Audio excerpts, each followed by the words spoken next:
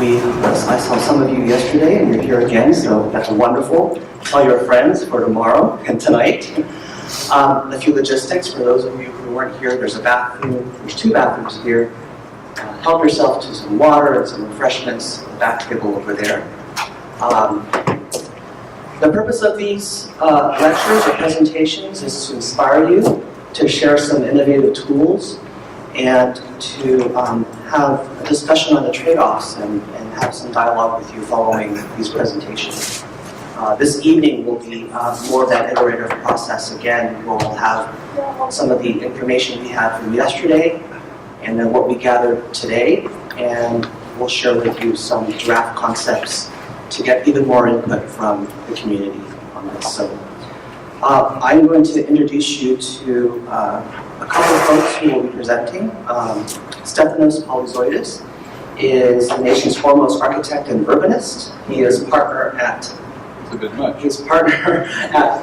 Moll and Polyzoidis, a firm that has helped many communities reimagine their corridors into vibrant and thriving places. We have, let's see here. I'm going to bring turn on my on a card. We also have Gary Lai. He has over 28 years of experience with extensive experience in site sustainability issues, particularly in water-related sustainable design, including low flow and recycled water irrigation systems, as well as watershed and stormwater runoff issues. He's currently providing net zero water expertise in several projects. Gary is heavily involved in the professional sustainability community, serving as the water subcommittee co-chair for the Los Angeles Collaborative of the Living Building Challenge and a member of the New American Dream think tank. He is a graduate of UC Davis and a principal at AHPE, ABE, and MIT.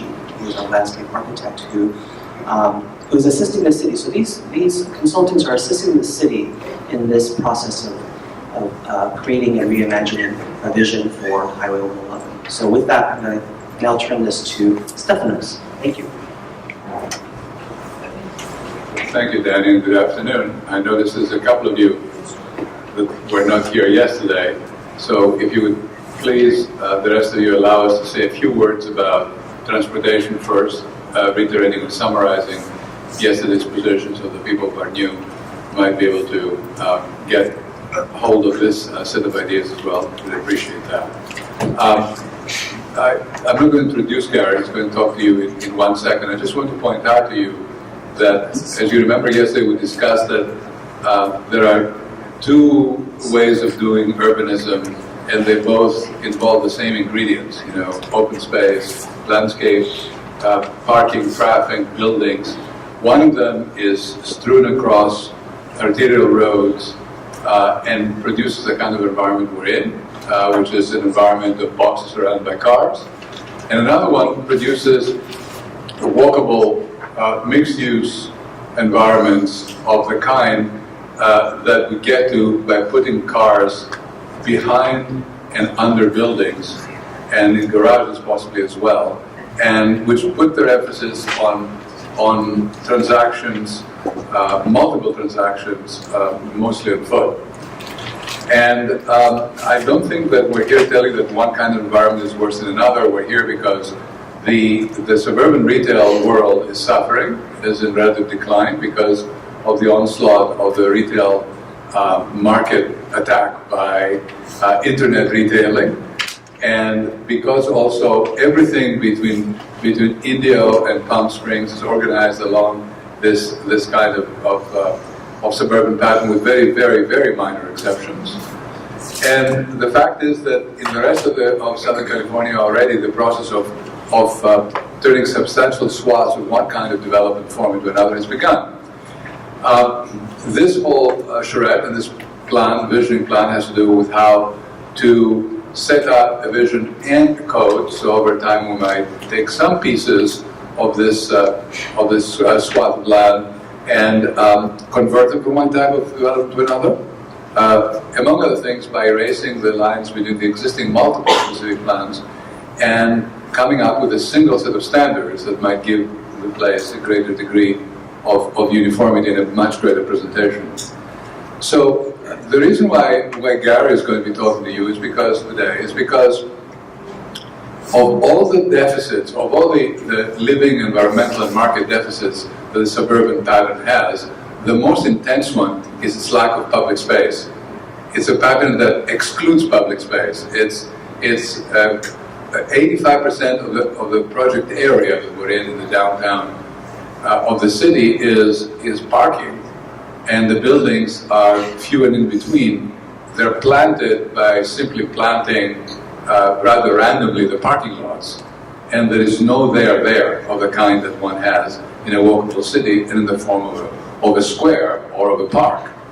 So the issue of the landscape, where the landscape happens, how it happens, the issue of public space, and the issue of the environmental infrastructure for dealing with water percolation and recycling and other kinds of issues that have to do with water quality is really at the heart of trying to make a change from one pattern to the other. And as I said yesterday, I don't think it's our expectation that the suburban pattern development is going to be banned or disappear. That is not what we're talking about. But we want to make sure that through the rules we're setting up, we allow entrepreneurs to have the initiative, particularly the interest of bringing this kind of new pattern around, to take advantage of a much enlarged sense of what one can build here. A much larger entitlement base, both in numbers and in use range. So this is the general topic. The specific topic is going to be the one that you hear from our landscape architect today. But I would like to ask you this morning, Paul Moore, our transportation consultant, to talk us in summary form, if you can rapidly, because most people have heard this from you, what the stakes are of transportation reform here. I spoke yesterday about the fact that we're looking to both have a center of town in the form of how 111 changes, and a town center as well, which is a walkable mixed-use place that might be the core commercial place in the city. So you are really going to talk about both, I think. Sure. So as Stephanos mentioned, what we're exploring is the idea of how you transform from one kind of model that we have out here now to another kind of model for growth and place and development, if that's what we choose to do. And obviously a big part of that is the transportation, where the cars are moving through and where the cars are sitting is really what defines the space right now. And so when we look at it 111, we've talked a little bit about how can we transform it given the jobs that it has to do. So one of the things it has to do is carry between 32 and 36,000 cars per day. We talked about that there are very urban streets like in West Hollywood that can do that in 5 lanes, 2 lanes in each direction. That's probably not the direction we want to go. We probably want to do something more like what Palm Desert has done, which is to keep the 3 lanes moving in each direction and put some elements in that create some definition around what this place is, create a little bit more organization, a little bit easier crossing for people that are going across the street. So finding a little bit of a middle ground where we get a balance between increasing the livability in a big way and a kind of a small trade-off for the drivers that are on the street. And so that's what we've been exploring. And part of what we talked about yesterday is the design of that space has a big influence on how effective we'll be. I showed some of you that were yesterday this example from Dallas where they did an experiment to try to see if they could squeeze in a bike facility. And so they left 3 lanes of traffic, but they narrowed up those lanes from like 13-foot lanes down to 10-foot lanes, which are still well within standards, fits every vehicle that would be there. And interestingly, even though the same number of lanes were there, when they skinnied up the lanes, what they found was that at those red numbers, you can see there was a reduction in speed, in driving speed, between 2 and 7 miles per hour on average, just from the skinnier lanes, so that the drivers were slowing down, driving a little bit safer speeds, just because of that change in the loop of the street. It's another example in Oakland where this was a 5-lane street that they skinnied up, in this case down to 3 lanes, and the speeds went down, the safety went up, the pedestrian volumes on the street went up, the retailing went up because they were getting more customers walking by. So a lot of really positive things that they saw. And now they've experimented with this, they're going to move forward with something, a design that makes that attractive and replaces that paint with planting and some things that will help out as well. We talked also about the idea that even if you have a main street like the diagonal on the left, a lot of the retailing and walkability can happen on these perpendicular streets that have a high level of design that contributes to their value and their attractiveness as well. And then we also talked about the fact that we've got new users coming, both because of the scooters and things like that are showing up, but this huge opportunity that we have with the CV link that's running right behind us here, right by our site, and creates an amazing opportunity. So here we are, here's the CV link, and the question really becomes, how do we take all the people that are going to be out there and really pull them through and integrate them in and build on this site? It's important to recognize that it's not just that guy in the top left-hand corner that's going to be using that CV link. We really expect it to be all of these other kinds of people who have different needs than that spandex guy has. The spandex guy can ride in the street, he can take the lane. We don't have to do a lot to accommodate him. But the others, they need spaces with a little bit more protection. So this is some surveying that's been done around the country, and this is the spandex guy, 1% of the market. 60% of the market are these people that say, are what they call interested but concerned. I want a bike, but I don't know exactly how it works, where to go. I need something that feels a little safer. And what those people really need is space. They need buffering from traffic. They need separation. If you're going to ride with, I've got a 10-year-old son who's not super steady on his bike, I'm not having him ride in a 5-foot lane next to moving traffic. If I'm riding with him, it's going to be someplace that is separated, is buffered, leaves room for him to veer or whatever he's going to do. So we've been exploring these kinds of spaces that are going to work for people ages 8 to 80 on that connection to the CV link. So ideas about how the crossings would happen, as well as opportunities with the businesses. This is the Beltline Trail in Atlanta.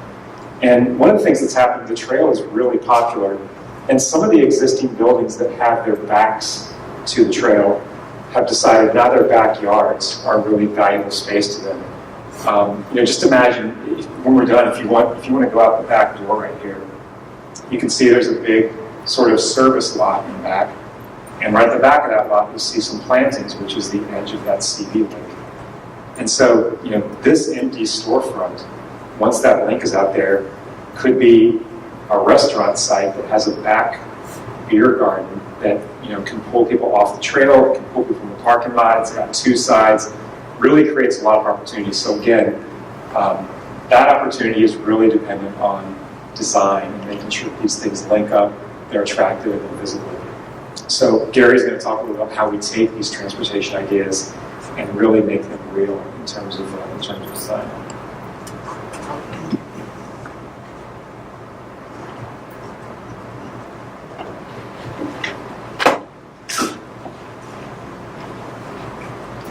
Paul.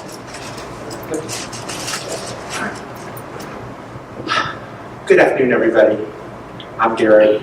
I'm the landscape architect on this job, and I want to talk a little bit about our water issues. As you know, California has some water issues. Just to let you know about water, I think we take water for granted sometimes. Without food, we die in about 21 days. Without water, it's 4 days without fresh water. And I think that we've done such a good job here in California is providing fresh water to us that we tend to take it for granted. We have one of the most extensive water systems here in California in the world. Billions or probably trillions of 2019 dollars went into it. This diagram shows where our water is coming from and how much water is coming from. I think it's a great diagram.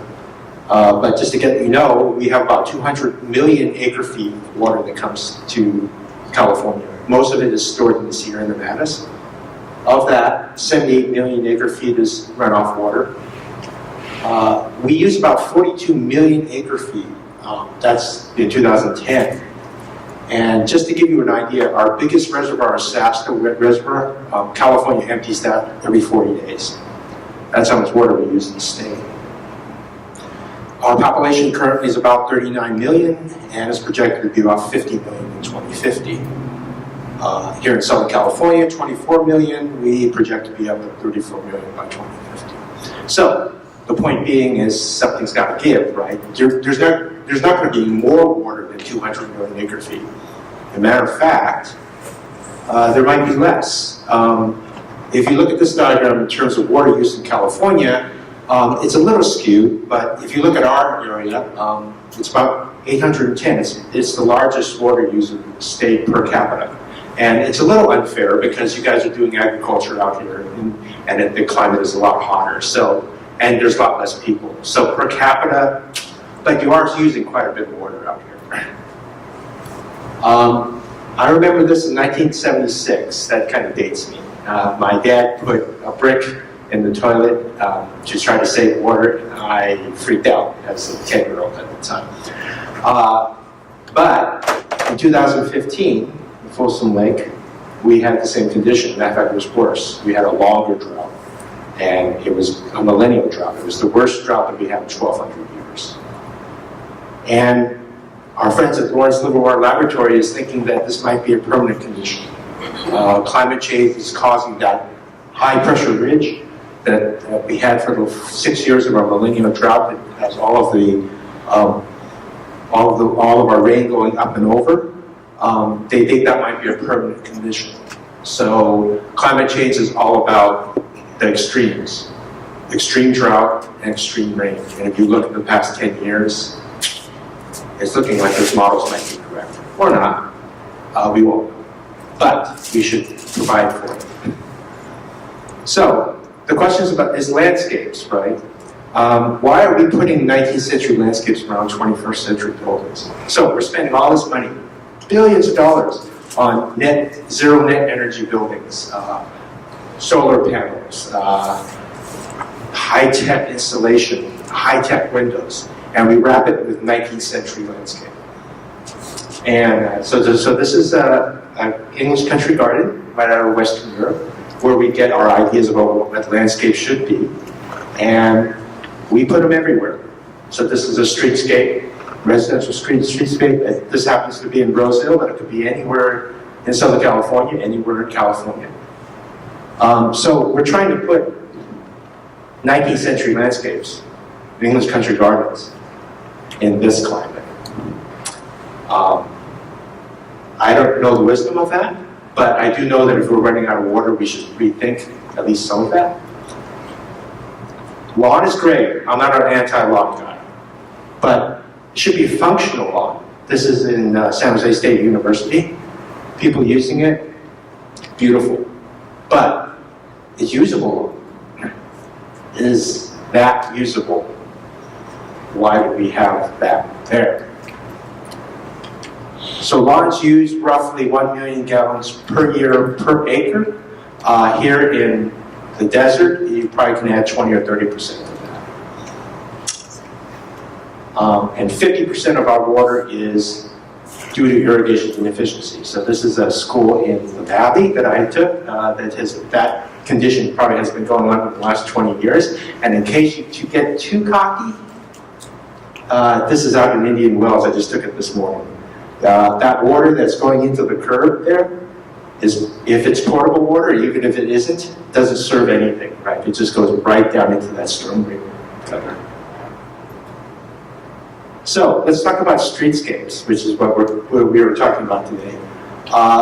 Streetscapes has been around for a long time. Landscape architects have been working on streets forever. Only from an aesthetic point of view, though. And when you start looking at aesthetics, this is the city of Anaheim, the work I did, where they, in their resort district, they had very strict standards about what should happen here. So their standards were as follows: palm trees, bougainvillea, which I don't show here, agapanthus, and vinca major. very high water use plants, and that's their standard. And I said, okay, well look, why don't we talk about maybe changing some of that? You could do agapanthus and put in Formium or Hesperella. Hesperella is right outside the door here. You see a lot of that here. And then you go ahead and you change maybe the Vinca minor to Lanacea or Lantana. Lantana is right out the door here too. More drought tolerant planting. You don't have to do anything else. You can plant at the same spacing. They basically are maintenance about the same. You don't have to do anything. And you don't even have to change out your palm tree. Just make that change. And the change in waters is, there with that combination of Lancera and Vinca major, agapanthus and Vinca major was 862,000 gallons per year. If they just revised the plant species and did nothing else, they would cut that in half, the water they're using. If they revised the plant species and did strip irrigation, they could go for about a third of the water. And an annual savings of $60,000 a year. They said, no, we're not going to change our standards. That's so. My point being that if we do streetscapes out here, we got to be flexible about what is aesthetics, what's practical, what are our real, what do we value out there, So, how does that relate to Complete Streets? Well, Complete Streets is mainstream. The new manual 2016 here, most cities are doing Complete Streets. Complete Streets is all about, as Paul sort of went over yesterday, is all about mobility, right? The different modes of transportation being safely installed on the street. Mostly have to do safety, pedestrians, bicycles, and landscape relates to that by having tree canopy over the top of your streets to reduce the amount of heat island effect, the amount of heat coming off of that. The difference, I said this yesterday, the difference in temperature between a hard top that's unshaded and shaded could be as much as 10 degrees.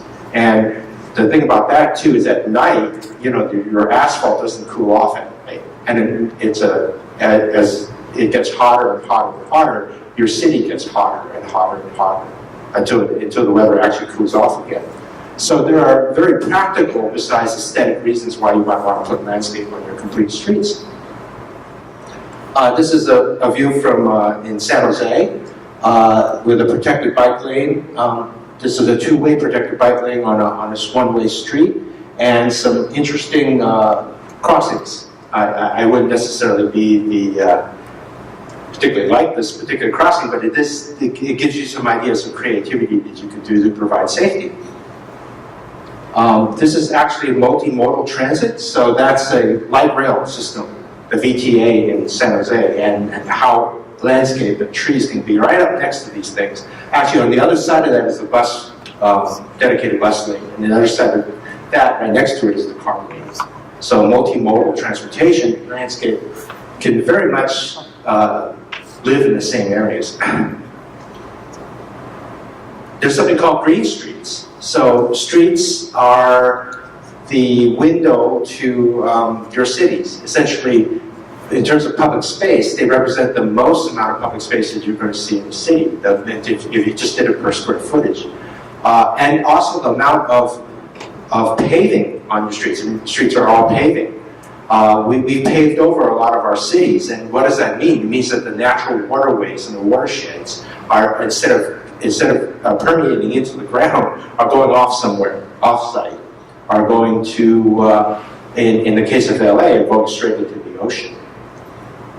So green streets are supposed to rectify some of that. To have maybe porous paving or have planters along the edges where the runoff water can actually seep into the ground. Now, you have an extra benefit on that too, is that that planter where the runoff water goes into would actually water the plants in it. So you don't have to add additional water necessarily at certain times of the year. If you were putting native plants in there, our native plants store all their water during the rain. I mean, they know California, right? We only get rain during the winter. They store all their water during the winter, and then they go dormant in the summer. Well, this actually helps that process, right? This is an example of a installation going on in Orange County right now, and you can see the setup of this, right? Native grasses, and then these cuts in the curb that allow the water to drain into these planters rather than into a gutter, into a storm system. This is, again, San Jose State. You can see how buildings can do that because our impermeable roofs are have the same problem, right? So the roof water is actually going down off the side here into this channel and into this biofiltration planter. Just some ideas. Again, all these things are set up nowadays. This is actually a planter that filters the water as it goes into it and also waters the tree. So, the tree, plants. The right plant maintained the right way is going to be very important. Low water using, whenever I talk about drought-tolerant plants, people always say, well, I don't like those cactus. I don't want us to look like Arizona. I don't like this cactus. Well, low water used plants are not necessarily cacti, right? We have, this is Lamandra. And you can see Lamandra is a true California native. It grows and looks differently in every other place around California. And it is extremely drought tolerant. Plus it's green all year round. It's one of the plants that we're currently developing in this state for trying to accommodate the drought, our drought problems, right? And, you know, this is Grant Park in LA. All of the plants that you see here, except for the lawn, is drought tolerant, and even that's a drought tolerant lawn. So none of it, I think, looks like Arizona. Okay? And remember, all it might take is just replacing plant species to save half your work, if Anaheim was any guide for that. So other desert communities, this is Phoenix, right? You know, a fairly well-planted street in Phoenix. And what's the matter with succulents? If you do succulents right, they can be beautiful. This is an aloe. That's my wife, by the way. I put her in there for scale. She can't stand that all the time. But succulents can be beautiful if you do them correctly.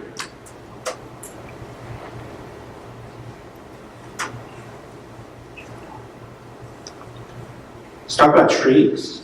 This is Palo Verde. You use them a lot here on this corridor. You know, if done right, they get enough water. They're beautiful. If done wrong, they stay at 10 feet for 20 years. So maintenance, you know, we're talking about living systems, right? Landscapes are a living system. Maintenance and operations and a program of replacement and really taking care of your plants will add to this identity we're talking about in terms of landscape identity. This is the desert willow in El Paso. And since you're near the wash, it might be appropriate to put some riparian planting. This is California sycamore. And I just saw on your list just last night, Quercus super, cork oak, is a low water user here in the desert. That could be your main canopy, shade trees out there. Now, you have to get them that big to take care of them, but it is possible. How long does it take? Is that a fast growing species? It is not. The oaks are not. But you put them in big and they grow, most young things grow well the first 10 years or so, and then they start to slow down, kind of like humans, I guess. So, I took a drive up to Indian Wells because there was a gentleman here yesterday who talked about Indian Wells and you know, this is what I found. A very consistent landscape, all lawn, all very water intensive planting, all palms, but very, very consistent, right? A very consistent place. I also found it not very inviting. I was trying to pull over to take a picture, and everywhere I pulled over, you had a guard that was staring me down. So it was kind of very, it felt very exclusive to me, which is not necessarily a bad thing.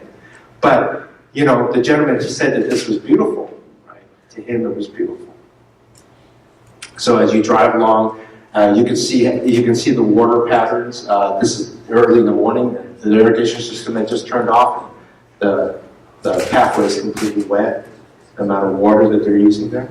So if we're using this as kind of a basis, right? And I don't want to use it as a basis, but if we are using it as a basis, what we're looking at is not only the amount of resources we put into it, the amount of water we're using on it, but also the amount of power, right? They were cutting the grass when I was out there. So a guy on a mower and a blower, and Indian Wells must spend millions of dollars a year to do this, right? Something that our city might not necessarily have to do that. And they have to do that because this is the landscape that they have installed, and they've made this their identity. So we keep talking about La Quinta's landscape identity. We could go this route, but this is what it's going to have to take for you to maintain what you want your identity to be. So, it's really interesting. Right there is that big ridge that comes down, that mountain ridge, right? That drops down into it, right where the Cliff House is and the Happy Place. Right? There's that big ridge that comes across. It is literally a gateway. Indian Wells is on the other side, you're on this side. And you pass through this gateway, this ridge, gateway, and you go from what I've just showed you, all the lawn comes down to one side. And, you know, you see more lawn. So the Happy Place lawn on the frontage looks a lot like what's happening in Indian Wells, right? So if you were to be somebody that was driving down here and you want to talk about identity of La Quinta, you'd be very confused because you'd go through this gateway, very prominent gateway, and you see something that look a little bit like what I just passed by in Indian Wells. And then it starts to get a little bit weird because you had a landscape corridor plan in 2011. I thought it was a very good plan in terms of drop tolerant plants and what you did, and this is a result of it in the median. But if you look at this median, which looks pretty good, and you come through that gateway, excuse the photograph, this was very early this morning, that's the result of the median. In other words, the impact of the landscape as you go through this gateway is not great, right? Just because of that median is just very small. So you can plant something very, very well, but the size of the corridor, the fact that you're going through this gateway, you're confused about the lawns on either side of you, that's what I think is confusing people about what the landscape identity of the La Quinta is.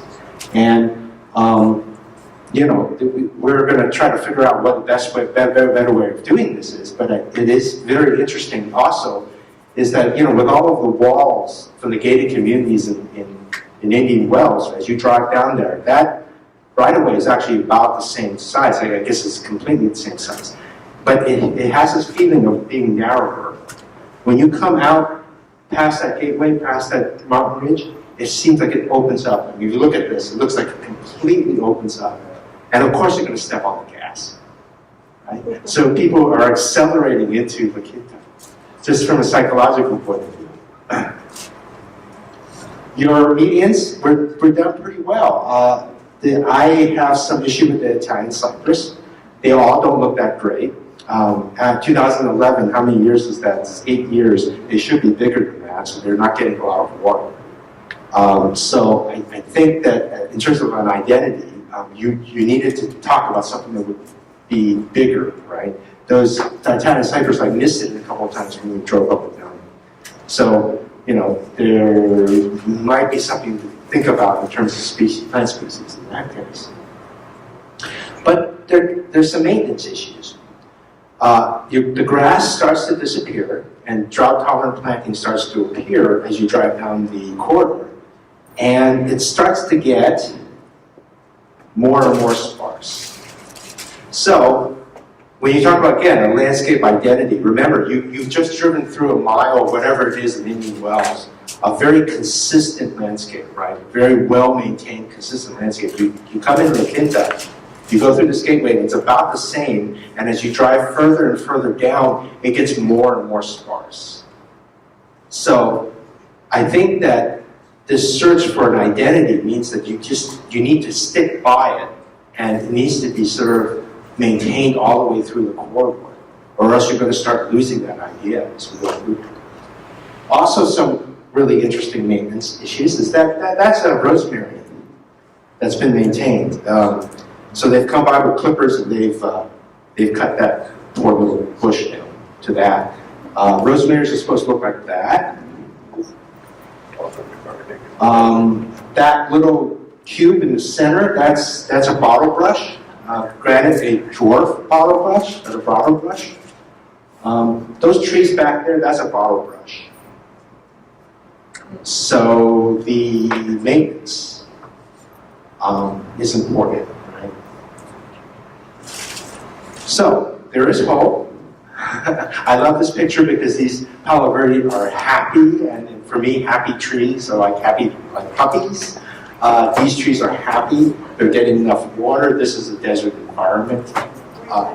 This is in El Paso, which the Chihuahuan Desert is actually worse than here in terms of my planting palette. The Chihuahuan Desert was ridiculous, but these are very happy Palo Verde trees. If we had some time and we took some money and we took some resources, we can landscape this corridor and landscape the city to be very, very nice. And it does not have to be anything else. So I guess that's my point here, is that, landscape does work, but it's a living system. And you do have to take care of it. So, any questions? Yes. Yes. We are privileged in the valley to have the Living Desert Zoo and Botanical Garden. And the Living Desert Botanical Garden, I don't know if you had a chance to walk around, it's lush, it's full, and it's all desert plants. And it's cool. And it does, it cools off, because I've worked there as a volunteer in the middle of the summer. And it's just, it's the number one attraction in this area. And I could see a partnership to celebrate the living desert in our corridor, and celebrate the desert rather than to celebrate not desert and resisting desert. And because the desert will populate itself. What we have up in our washes up there in the cove and all of that was stripped down when they built the channels, and the desert repopulated. With wonderful smoke trees that are so exciting, just only grow about a month, they're very exciting, and other kind of trees, the Calvary and that sort of thing. So I think La Quinta, in our way of trying to be and successfully being different, is to celebrate what we have, not resist it. And I think you're onto something too, because if you look at Coachella and even Indian Wells, right, so your main source of people coming in tourist dollars, right, most of the, especially with Coachella and with Stagecoach, they tend to be younger people, right, millennials. And millennials are different from my parents, for example, who went to the desert because they wanted to get away from the city, and they went to a resort in the desert. But they went to the resort. I think people that come to Coachella want to come to the desert. They don't want to come to a resort in the desert. That's why they're going to Joshua Tree, because it's still authentic. Yeah. The authenticity of Joshua Tree. So if you think about an identity for La Quinta from a landscape point of view, and if we took what we're talking about now, and we said, just think of the differences when you pass through that gate from Indian Wells to La Quinta. If La Quinta was celebrating the desert, you would immediately get it, right? You'd immediately get what La Quinta was trying to do from an identity point of view. from what Indian Wells has done. Right? That would be, it would almost be like walking through a door. Were you aware that Washington Street approximately represents the shoreline of ancient Lake Korea? Oh, really? No. It delineates the East Valley and Yeah. the West Valley. And so the East Valley has a double-tiered aquifer, and the West Valley does not. And it is approximately Washington. And plus, we have here, because of the ancient Lake Korea, we have our wonderful mountain, where you see the line on the mountain. Yeah. That's where that lake is. So, I mean, think about how you might be able to express that, not only from the landscape point of view, but also from your architecture of this home. I mean, and there is a story there. It is an interesting story and an interesting history. And I think that, like Old Town is very walkable, but it's not easy to navigate. So I think it needs to be a marriage of those two things. And I'm a cyclist, so when you guys are talking about cycling, you're kind of speaking my language. And I ride in spandex, and I ride the beach cruiser, and mountain bike. So you ride. Yeah, so I ride. And just this morning, heading east on Highway 111 and getting to Washington, it's always so stressful. I mean, it's not, when you get to some of our members say La Quinta. So when you get to La Quinta, you don't feel relaxed. It's stressful when you're on a bike, or it's stressful when you're in the car because cars are going so fast and there's so much visual information. It's all confusing, and there was a lady here yesterday saying she's lived here her whole life and she still can't find anything because there's no personality to it. It's just, and we're plus that we kind of have a blank canvas to work with in a way, but you can't just put lipstick on a kid. And so some of these things need to be worked out. And I'm thinking 111 and Washington are so problematic. It is so expansive and huge. I feel like I need a passport to cross it because it's just, there's so much happening at the same time. So I'm glad that you're here talking about this and that you're here talking about cyclists and transportation. But again, it's not about putting lipstick on a kid. It needs some real work. Agreed. And I think that, with Paul talking about narrowing the corridor, at least visually narrowing the corridor, because Indian Wells does that. I mean, it does that actually very well with the English country garden landscape, and the walls. I mean, I'm not saying we should do that, but just from visually narrowing that corridor, I drive, that and the guard shacks, right? You tend to drive slower through there. But once you open yourself up past that gateway, I mean, I felt the urge to just, with my little Prius, right? Step on the gas, to me, I think there's a big psychological barrier. I mean, I think that gateway is almost like walking through the door. Yes? I'm very concerned about what I would describe as the browning of the desert. And I think it has two implications. I think one of the attractions to our valley is an oasis feel that you are surrounded by beautiful yet stark mountains and desert around us, Joshua Tree, etc. But here in the valley, there is an oasis of historically green and welcoming and cooling and comforting feel to it. I think there was an article in today's paper about air pollution in California, in Southern California, and they characterized two kinds of air pollution. One we traditionally think about smog. The other is particulate pollution. And as we have browned our environment here in the desert, we've accelerated the generation of dust. So I'm hopeful that what you showed, in fact, can be executed here, because you showed some very nice green, welcoming, cooling environments that don't brown the desert, but do respect the fact that we are in a desert. And I guess the last comment I want to make is, I recently had an educational experience with our local water districts. And they educated me that while water shortages are an issue in the state of California, particularly in Northern California, We have this beautiful, full aquifer under our desert, which, I think, oh my, our aquifer's got to be in horrible shape. No, our aquifer is and has been in great shape. So I think we are suffering under the perception created by our northern neighbors in particular, but even our coastal neighbors, that water is, oh my gosh, we're in horrible, horrible shape. Here in the desert, actually, we're in pretty good shape. But the aquifer has to be replenished. And So it is. and the Coachella Valley Water District, in relationship with the other water districts, have done a fantastic job at making sure that it stays full. It does take work to make it full. And then with our population increasing here in the valley, there's going to be less going around. And I agree with you. I mean, I do appreciate the greening of the valley. And isn't it interesting when you fly in, and let's say you fly over and you go to Orange County and you're like, whoa, it's so green. It almost looks abnormally green.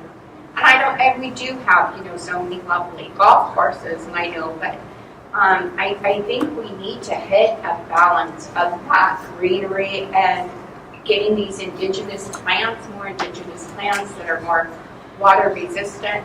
And I know people love the palm trees, but I mean the maintenance on the palm trees, the amount of water that it takes on the palm trees. I'm more into the shade trees than the palm trees. So if you think of water as a bank account, when you decide you want to remodel your house, for example, you prioritize what it should be. So I'm not an anti-lawn guy. I think lawn has its function everywhere, but does it have to be the default? Should it be along every edge of this corridor? Should we be paying 1 million gallons per year per acre all along this corridor? Or should it be a common green that comes into some of these spaces where people can actually use it to picnic? And should we be saving our water, our bank account, our money for those type of places that will do just as good a job and leave the corridors to more drought-tolerant planting and maintain drought-tolerant planting? Because when you say browning of the deserts, what I showed you was maintained, well maintained. What I showed you out there now is not well maintained. And I agree about the dust. Is there what there? And dust is a huge issue. I mean, we are in a desert, so when you say the browning of the desert, well, deserts are brown. So we kind of went to the greening of the desert and then the browning of the desert. But I mean, like over by the tennis garden where I live, it's a huge issue with the amount of dust that we have out there. Can that be handled with any kind of agriculture, as it is what it is, and Well, a lot of what happens with the dust is over development of the ecosystem without replenishing stuff. So the desert ecology kept the dust down by having the desert planting, what we call scrub, right, that we dismiss. The roots have kept for centuries have kept the dust intact. We go in there and we use our off-road vehicles. We have festivals, right? We drive over it. We develop certain things. There's no more planting in all of the asphalt that you had. So at a certain point, point in time, we've overran the desert and its ecology. So the dust, part of the dust problem is the fact that we've developed not very smartly. So, and that's happening in all desert communities, not just yours. You're certainly not to blame or anything, right? When I worked in El Paso, the federal government would come in because there's a big army base there and just mow down the desert plants for no reason whatsoever. They would just mow it down. You could see it happening. And then they'd complain about the dust. Right? So I think that learning about the ecology and then trying to recreate that ecology where you need to recreate it is going to help you with all of this stuff. But it does take effort, time, research to do that. I mean, look, Quinta has worked with efficient landscapes for quite a long time. And they recently, in the last, 5 years or so, looking at miles Fred Waring and some of the new landscaping the city put in there, it's much more drought tolerant in there. And they designed their own type of drought tolerant landscaping pallets in the last 5 years. So it's nothing new to La Quinta from being drought tolerant in the landscaping aspect, and they've been taking out quite a bit of turf over the last 5 years or more as well. But they put a lot of time and energy into creating these, and so perhaps looking at Fred Waring and Miles, comparing that down to 111, we can have that consistency. Yeah, people always forget about, it's a non-sexy part of the job, maintenance operations. That's true with buildings too. It's the non-sexy part of the job, but from a sustainability point of view, it's actually the most important thing. Because if you think of a building and you put up a building and they say, oh, it's going to last 100 years. Well, I only spent 5 years designing that. Well, I didn't. Stephanos only spent 5 years designing the building, right, as an architect. But 95 years of that building in its life is what's going to determine whether that's a sustainable building or not, right? And it's the same with the landscape. It does me no good to design a landscape and then come back and the bed's completely blank. Either I made a mistake and that's wrong, or the maintenance isn't happening. With living systems, it's tough. And I noticed that all up and down this corridor, not just La Quinta. When we drive up 111 or we drive down the Ken, it's the same problem all the way down there. So I just think that we need to come up with a common sense palette, understand what maintenance operations is doing, correct what they're doing wrong, make sure what they're doing right is pat on the back, whatever it's going to take to do that, and then move forward on this. But I think that you do need this consistent landscape in order to create that identity all up and down the corridor. There was a question back there. No, I didn't have a question. It was answered. Okay, great. Okay, great. Well, it is about 1 o'clock, so let's take 2 or 3 more questions, and if there are more questions, we can continue this evening. So. I just had a question though. I understand the difference between potable and non-potable. They come from the same source, and it's one cheaper than the other. Okay, so I'm not sure where your water comes from. I think it might be pumped, and I think that you had import from the Colorado River. I'm not sure that the desert uses the California aqueduct system, which is the main system that comes down from the Sierra Nevadas. I'm not sure you're on that system. But that's where your potable water mostly comes from. So that's a water treatment plant that's either pumping your aqueduct or you're importing it from That's another when you source. drive down into Palm Desert, you see these little signs inside that say non-potable. Right. So then non-potable water you can think of as recycled water. So they're being recycled from any number of sources. Eventually, and I know people think this is gross, but eventually we're gonna recycle our sewer water. Eventually, countries already do that. Singapore, Australia, as a continent does it, and let's see, Israel, right? So those are all first world countries, right? Industrialized countries. And I have water engineer friends who and I wouldn't do this, but they would take the black water thing and they would actually drink the water out of the spigot. I've seen them do this before. But I think that Southern California is going in that direction eventually. So that's where your water sources come from. Any other questions? Okay, great. Thank you very much. And I'll see you tonight. Thank you.